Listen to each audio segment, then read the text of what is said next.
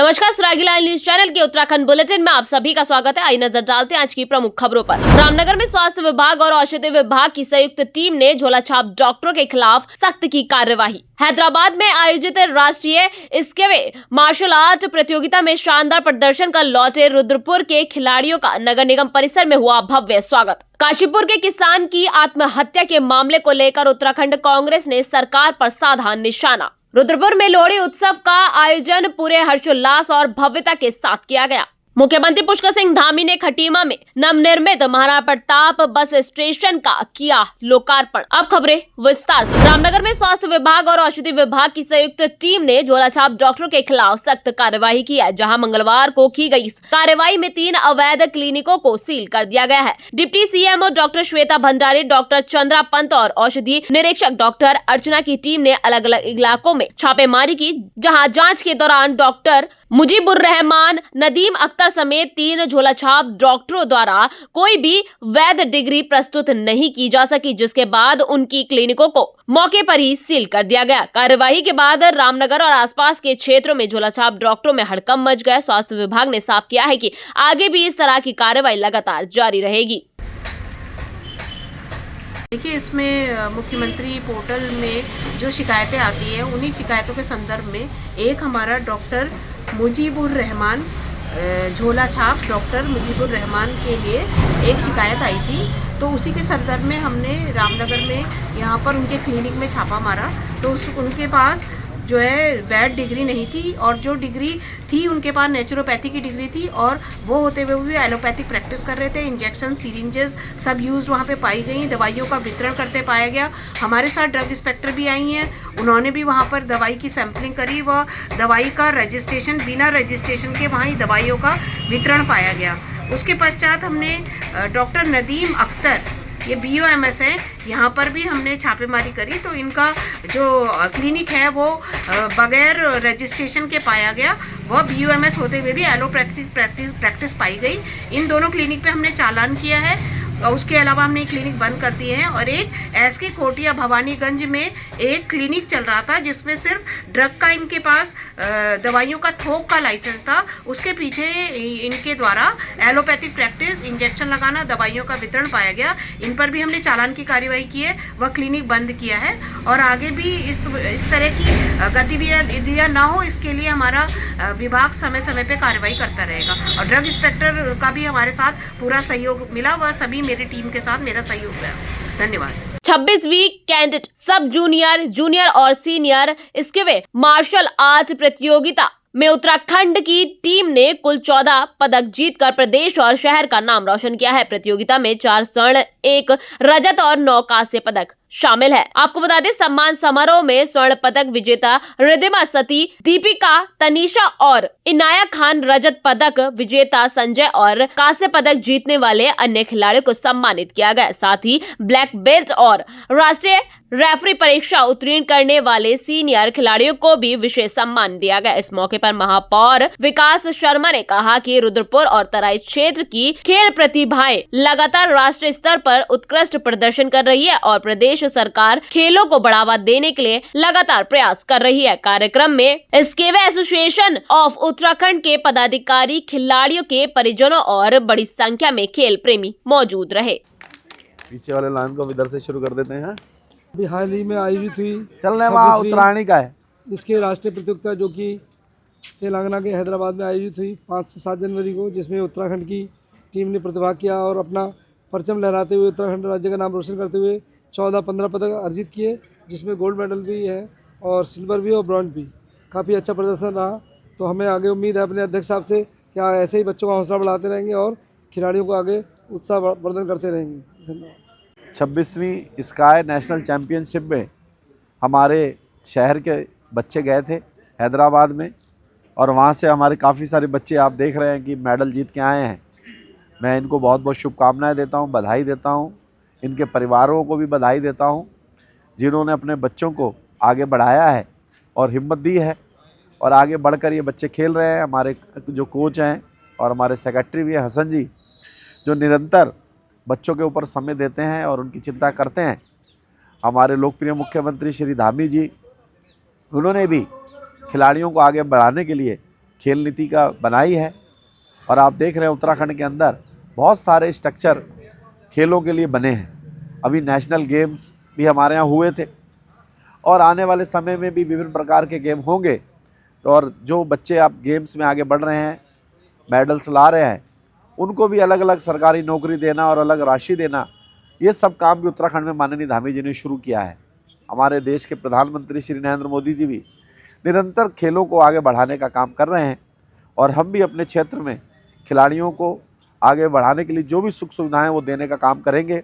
अभी हम एक स्पोर्ट्स क्लब टाइप में हम अपना बना रहे हैं। यहाँ स्पोर्ट स्टेडियम हमारे यहाँ ऑलरेडी है और एक हम मिनी स्टेडियम भी बनाने जा रहे हैं, एक स्पोर्ट्स क्लब बनाने जा रहे हैं ताकि विभिन्न प्रकार के खिलाड़ी अलग अलग तरीके से खेल सकें और उन्हें बहुत सारे खेलने के लिए जो सुविधाएं चाहिए वो उपलब्ध करा सकें। इसका हम निरंतर प्रयास कर रहे हैं। मैं पुनः बच्चों के उज्जवल भविष्य की कामना करता हूं और मुझे उम्मीद है कि आने वाले समय में ये बच्चे पूरे देश के अंदर हमारे शहर का नाम रोशन करेंगे। अरे भाई जरा रुकिए, कहाँ जा रहे हैं? आपके पास आईडी कार्ड है क्या? ठीक है, आप जा सकते हैं।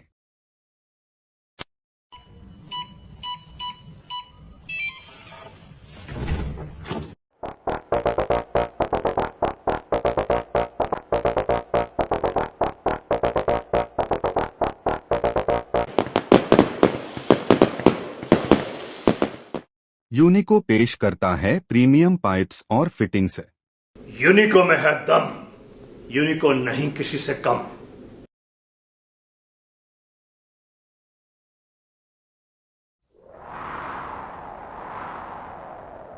गर्मी की मार हो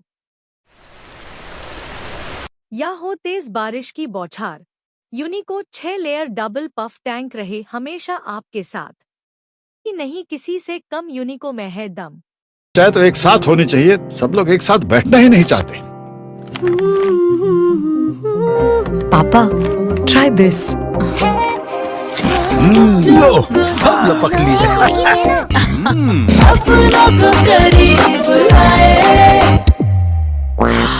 ये क्या हाल कर दिया है रूम का? बस कल से चाय मेरे रूम में।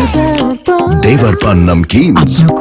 प्रदेश अध्यक्ष गणेश गोदियाल और नेता प्रतिपक्ष यशपाल आर्य समेत कई कांग्रेसी नेता मृतक किसान के घर कल पहुंचे थे और परिजनों से मुलाकात की थी। मीडिया से बातचीत में कांग्रेस प्रदेश अध्यक्ष गणेश गोदियाल ने कहा कि मृतक किसान द्वारा बनाए गए वीडियो ने पूरे प्रदेश को झकझोर कर रख दिया है। उन्होंने सरकार से मामले की निष्पक्ष जाँच किसी स्वतंत्र एजेंसी से कराने की मांग की है। वही नेता प्रतिपक्ष यशपाल आर्य ने कहा कि प्रदेश में अपराधियों का बोलबाला है और पुलिस प्रशासन आम जनता की बात नहीं सुन रहा है। उन्होंने आरोप लगाया कि सरकार अपराधियों को संरक्षण दे रही है। कांग्रेस नेताओं ने मृतक परिवार को न्याय दिलाने की मांग की है। निवेदन करूंगा, नहीं करते हैं तो डीजीपी के कार्यालय। देखिए, सुखवंत एक नौजवान आत्महत्या को मजबूर हो जाता है और पुलिस की भूमिका उसके वीडियो में दिखाई देती है। जिस तरह से उसको प्रताड़ित किया गया, उसको लगातार टॉर्चर किया गया और उसके सामने कोई विकल्प नहीं था और उसने मौत को गले लगा लिया। अंततः उसने उस वीडियो में साफ तौर से कहा है कि मैं अपनी जिंदगी से आजिज आ चुका हूं, मेरे सामने कोई विकल्प नहीं है मौत के अलावा। और इसमें उसने पुलिस प्रशासन पर सीधा दोषारोपण किया। उन्होंने कहा कि नाम भी लिए हैं, एसएसपी से लेकर थाना इंचार्ज से लेकर अन्य पुलिस कर्मियों के नाम लिए हैं, लेकिन आज कुछ लोगों को सस्पेंड कर दिया गया, कुछ लोगों को लाइन हाजिर कर दिया गया और जो जिसकी मौत होती है उसका मृत्यु से पहले का जो बयान है, जो उसने वीडियो में कहा है, वो साक्ष्य है। उससे बड़ा साक्ष्य क्या हो सकता है?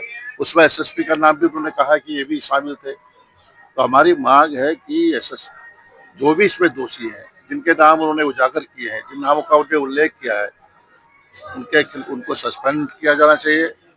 उनके खिलाफ एफआईआर प्राथमिकी दर्ज होनी चाहिए।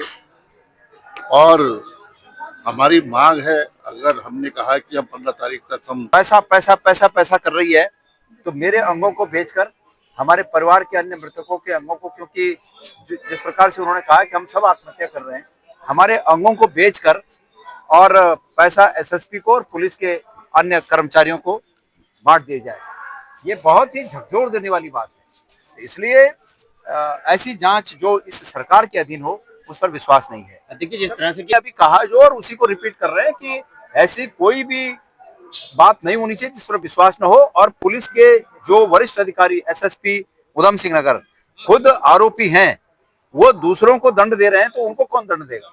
इसलिए उनको ये दंड देने की प्रक्रिया से स्वयं को अलग करना चाहिए, इस पूरे प्रकरण से स्वयं को अलग करना चाहिए।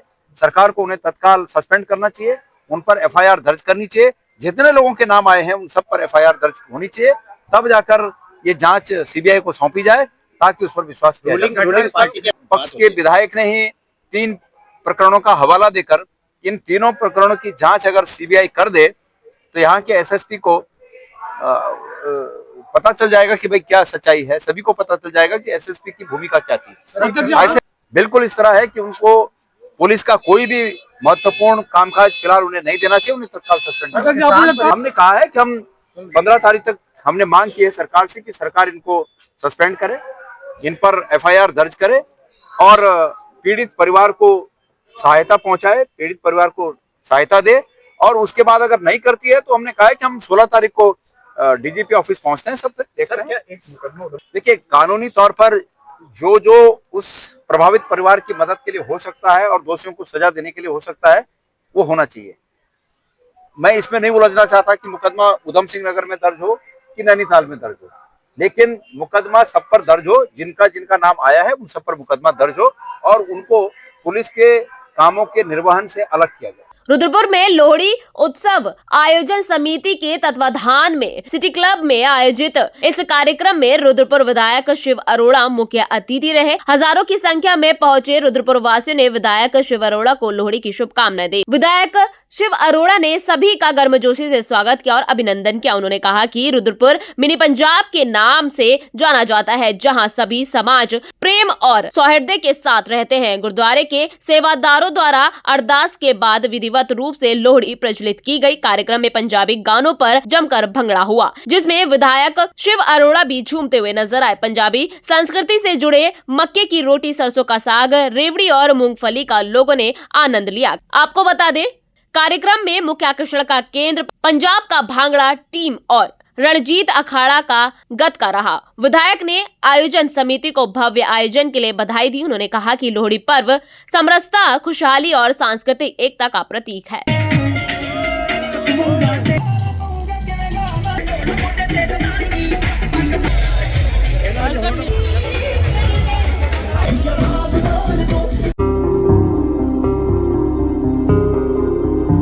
अरे भाई, जरा रुकिए। कहाँ जा रहे हैं? आपके पास आईडी कार्ड है क्या? ठीक है, आप जा सकते हैं।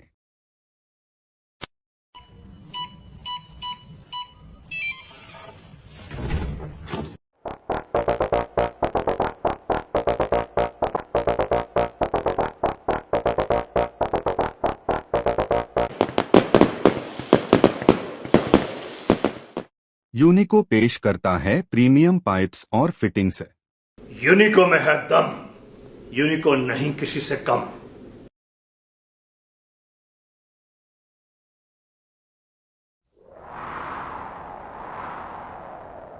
गर्मी की मार हो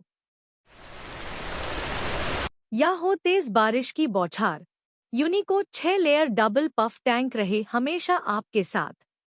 नहीं किसी से कम यूनिको में है दम। चाहे तो एक साथ होनी चाहिए, सब लोग एक साथ बैठना ही नहीं चाहते। पापा, ट्राई दिस। लो, सब लपक लीजिए।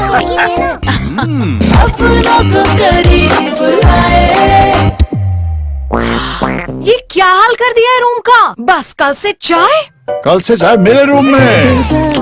देवर पान नमकीन। अपनों को आज खटीमा में उत्तराखंड के मुख्यमंत्री पुष्कर सिंह धामी ने 11 करोड़ की लागत से बने महाराणा प्रताप बस स्टेशन का लोकार्पण और शिलान्यास किया। मुख्यमंत्री ने कहा कि महाराणा प्रताप का जीवन शौर्य, स्वाभिमान और राष्ट्रीय भक्ति का प्रतीक है। उन्होंने बताया कि नया बस स्टेशन अत्याधुनिक सुविधाओं से लैस और क्षेत्रवासियों को बेहतर परिवहन सेवाएं प्रदान करेगा। इस अवसर पर लोकसभा सांसद अजय भट्ट, विधायक शिव अरोड़ा और अन्य जनप्रतिनिधि भी उपस्थित रहे। मुख्यमंत्री ने राज्य सरकार के जन कल्याण और आधारभूत विकास के लगातार प्रयासों पर जोर दिया। उत्तराखंड बुलेटिन में फिलहाल इतना ही। ऐसी तमाम खबरों को देखने के लिए जुड़े रहिए सुराग लाल न्यूज़ चैनल में। धन्यवाद।